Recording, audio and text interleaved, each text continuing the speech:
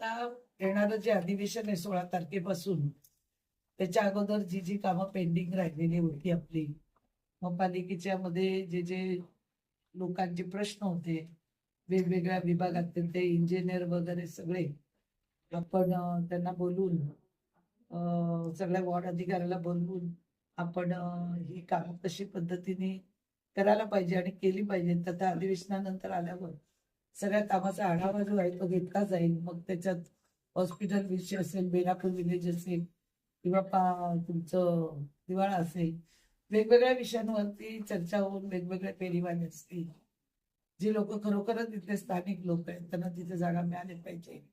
Stall लावायला जागा नाही, आपल्या माध्यमातून आम्ही ते वाचलं आणि वेगवेगळे प्रश्न हाताळले.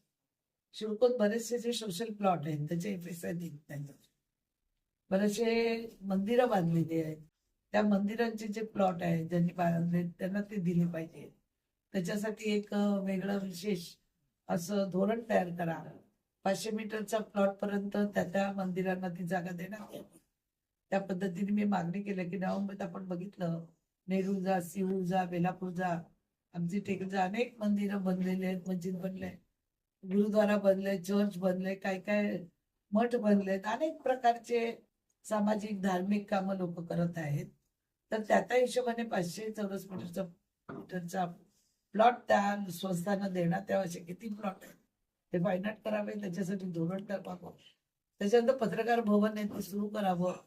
तर ते म्हणाले आमच्याकडे नाही आहे. तर ते तर येणाऱ्या अधिवेशनात तो प्रश्न घेणार आहे की पत्रकार भवन बनले ते सुरू झालं पाहिजे. त्याच्याजवळ त्याचं धोरण एक बनवायला सांगितलं. ज्येष्ठ नागरिकांचं ओल्ड एज होम आहे ते एक बनलं पाहिजे. शिवकोन अनेक प्रकल्पग्रस्तांना अजूनही शाळेचे भूखंड मिळाले नाहीत, त्या संदर्भात चर्चा केली, वेगवेगळ्या विषयावर केली. आणि आज अधिवेशनला जायच्या अगोदर आपल्या विभागात काही काही कामाची बाकी आहेत त्याच्याबद्दल आम्ही MD पण बोलणं केलं, आयुक्तांशी केलं, सर्व अधिकाऱ्यांशी केलं.